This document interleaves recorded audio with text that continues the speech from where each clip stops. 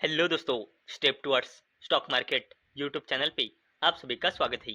तो दोस्तों, इंडिया के future oriented business solar business को लेकर एक ज़बरदस्त अपडेट आई है और आज के इस वीडियो में हम उसी अपडेट को पूरा डिटेल में समझने वाले हैं और अपडेट के चलते हम किन किन कंपनियों को स्टडी कर सकते हैं वो भी हम आगे जाकर देखने वाले हैं। तो चलो वीडियो स्टार्ट करते हैं। तो दोस्तों, आप यहाँ पे इस अपडेट के हेडिंग को पढ़ सकते हो। India's solar demand projected to surge at 22% CAGR by financial year 2035 on massive data centre boom. तो चलो इस अपडेट को पूरा डिटेल में समझ लेते हैं। वैसे ही अपडेट के चलते हम किन किन कंपनियों को स्टडी कर सकते हैं वो भी हम आगे जाकर देख लेते हैं।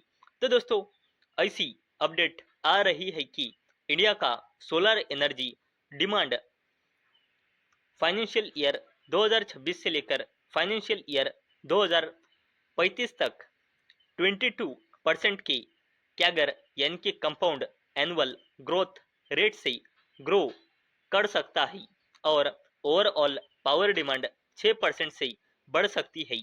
और इसके पीछे सबसे बड़ा रीज़न होगा डेटा सेंटर का बिजनेस। और दोस्तों, ये जो बिजनेस है डेटा सेंटर का, इसे खुद हमारी इंडियन गवर्नमेंट भी सपोर्ट कर रही है और उसके चलते गवर्नमेंट ने टैक्स में बेनिफिट भी दिए हुए हैं।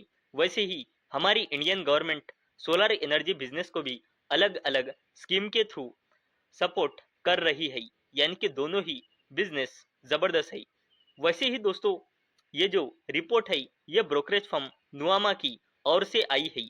इन्हें उम्मीद है इंडिया का पावर डिमांड 6% की कंपाउंड एनुअल ग्रोथ रेट से बढ़ सकता है नेक्स्ट डिकेड, यानी कि आने वाले अगले 10 सालों में। उसके पीछे का सबसे बड़ा रीजन है इकोनॉमिक ग्रोथ,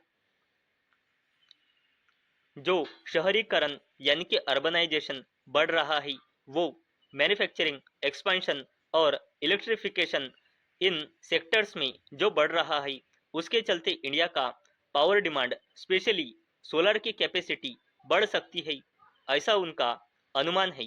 और दोस्तों, इस रिपोर्ट के हिसाब से इंडिया का टोटल पावर कंजम्पशन अभी है 1848 बिलियन यूनिट्स का, जो आने वाले अगले 9 से 10 सालों में फाइनेंशियल ईयर 2035 तक 3228 बिलियन यूनिट्स तक बढ़ सकती है, ऐसा इनका अंदाजा है। और इंक्रीमेंटल डिमांड हो सकती है आने वाले अगले 10 सालों यानी कि डिकेड में 1380 बिलियन यूनिट्स की। और दोस्तों, अगर बुल केस का सिनारियो देखा तो सोलर डिमांड हो सकती है 35% से भी ज़्यादा की ग्रोथ के हिसाब से, अगर हमने बुल केस सिनारियो देखा तो। और दोस्तों, बेस केस प्रोजेक्शन है इस रिपोर्ट के हिसाब से कि सोलर कैपेसिटी का शेयर टोटल पावर कंजप्शन में 9% है फाइनेंशियल ईयर 2026 में, जो फाइनेंशियल ईयर 2035 तक 33% तक बढ़ सकता है। ये बेस केस प्रोजेक्शन है और अगर बुल केस का सिनारियो देखा तो ये 37% तक बढ़ सकता है, ऐसा नुआमा की रिपोर्ट के हिसाब से बताया गया है। और अगर हमने आगे देखा तो base solar capacity addition financial year 2026 से लेकर फाइनेंशियल ईयर 35 तक हो सकता है 416 गीगा वैट का, जो पिछले 10 सालों में यानी कि फाइनेंशियल ईयर 16 से लेकर 26 में हुआ है 145 गीगा वैट का। और दोस्तों, ग्रीन हाइड्रोजन और डेटा सेंटर इंडस्ट्री को, इन दोनों ही बिजनेस को लगभग 251 गीगावाट की सोलर कैपेसिटी की ज़रूरत पड़ेगी बेस केस में। और अगर बुल केस का सिनारियो देखा तो यहाँ पे इनको ज़रूरत हो सकती है 406 गीगावाट के सोलर कैपेसिटी की आने वाले अगले 9 से 10 सालों में। और दोस्तों, अगर हमने देखा तो टोटल कैपेसिटी में फाइनेंशियल ईयर 2026 में सोलर कैपेसिटी है 28% और फाइनेंशियल ईयर 2035 तक ये कंट्रीब्यूशन यानी कि शेयर बढ़कर हो सकता है 61% का।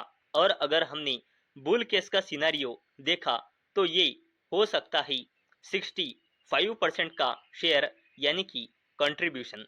तो दोस्तों अभी तक हमने देखा कि रिपोर्ट के थ्रू एक ऐसी जबरदस्त अपडेट आई है, ये रिपोर्ट नुआमा के तरफ से आई है कि आने वाले अगले 10 सालों में कुछ डेटा सेंटर के जैसे बिजनेस के चलते हमारा इंडिया का सोलर एनर्जी का जो बिजनेस है वो जबरदस्त तरीके से बढ़ सकता है और हमारी इंडियन गवर्नमेंट भी इस बिजनेस को सपोर्ट कर रही है।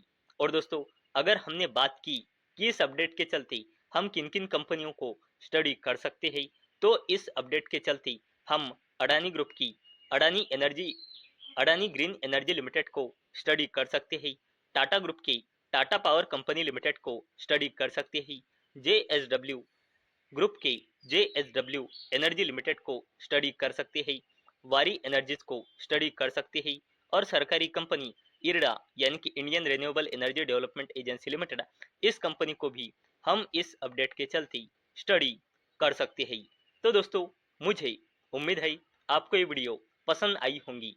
तो दोस्तों अगर आपको ये वीडियो पसंद आई होंगी तो इस वीडियो को लाइक करें और चैनल को सब्सक्राइब करें। और दोस्तों मैंने ये वीडियो सिर्फ और सिर्फ एजुकेशन और इंफॉर्मेशन पर्पस के लिए बनाई है, मेरी ओर से कोई भी रिकमेंडेशन नहीं है कि आप इन स्टॉक्स को बाय करें, सेल करें या फिर होल्ड करें। तो चलो मिलते हैं अगले वीडियो में, तब तक के लिए टाटा बाय बाय।